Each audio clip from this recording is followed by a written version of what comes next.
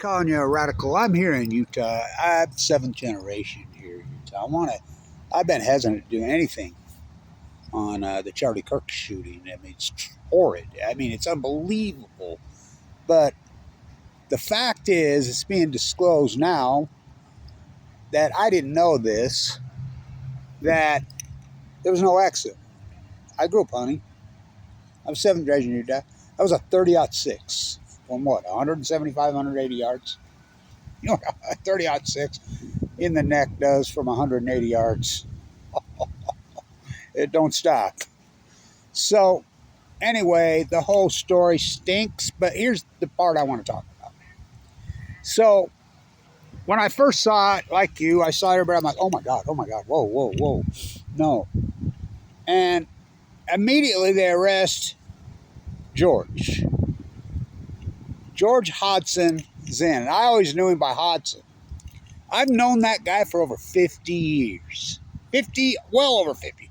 That dude is a crackpot. He's goofier than hell, crazy.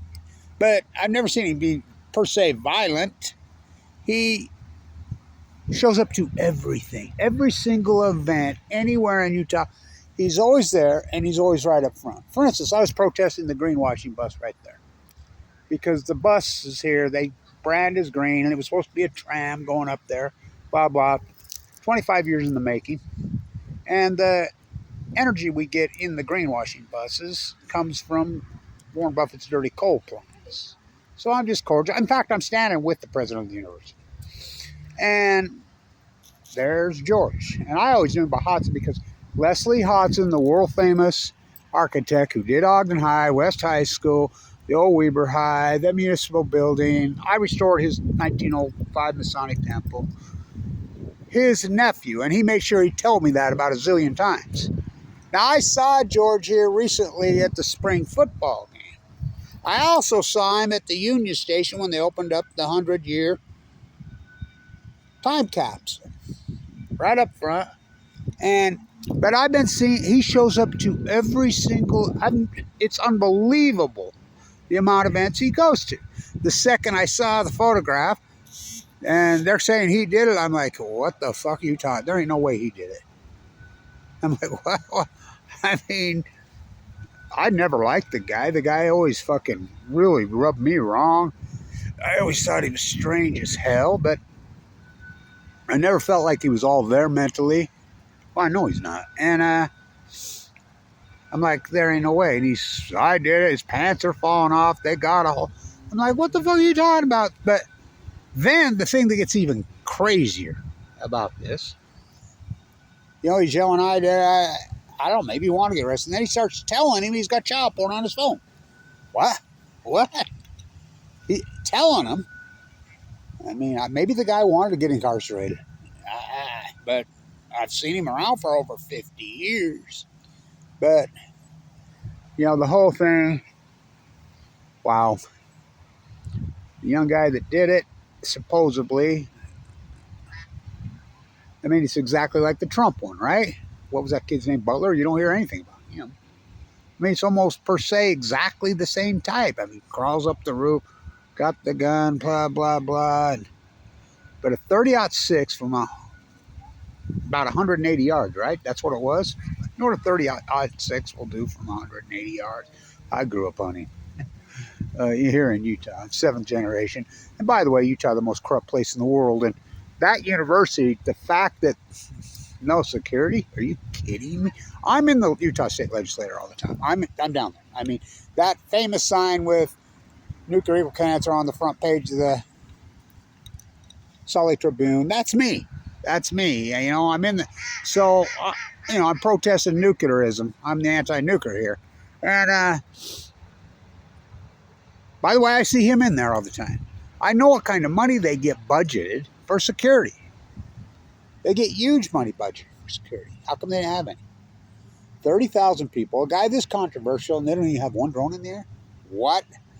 The whole thing stinks big time, and, Max Blumenthal's done all that work. And how do you argue with him? I mean, it's like 9/11. I was teaching here. They arrested 5 students on this campus. I was a professor here. I taught the derivative art class. I mean, the room around here was Blanch. You probably taught him how to buy puts on the airlines. Very well might have.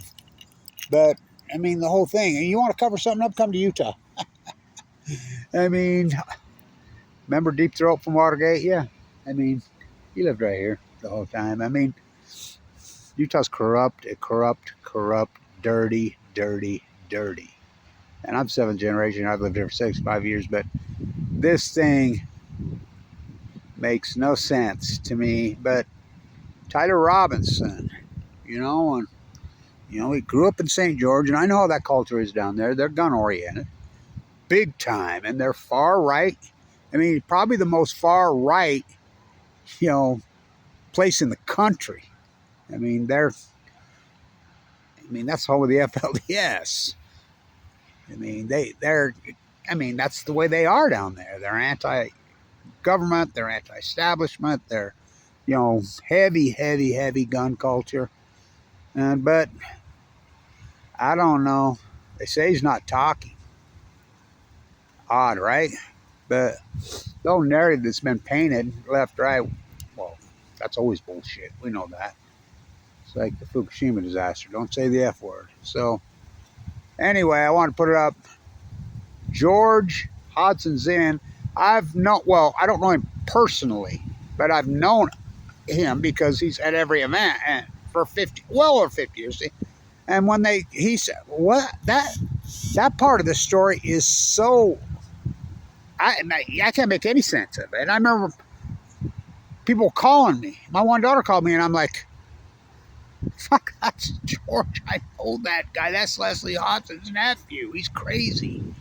He ain't right. There ain't no fucking way he did this. No way. And, they got him arrested, and he said, I did it. And now they've charged him with obstruction. And, the whole story is insane. I mean, the lack of security, the fact that Charlie had come out and turned down, Ackman's and BB. All roads lead to BB. Come on. We know. Just like 9/11. All roads lead to BB. Come on. We know how they play. JFK blown away. What else do I have to say? 9/11. But I don't know. Sure would like to sit down and have a conversation with Tyler Robinson. Maybe I'll get a press credential and see, somebody got to go in and talk to him and interview him. Just real calm, cool, collected. Talk to him, just sit and listen. It's like Bobby. Saran's still in jail in freaking San Diego. He's an old man. Why doesn't somebody just sit down and interview him and talk to him? It's like the John Lennon. Sit down and talk to him. He's still in jail. Why doesn't people go interview him and just have a visit with him? It's like Hinckley. Reagan, he's out. Why doesn't somebody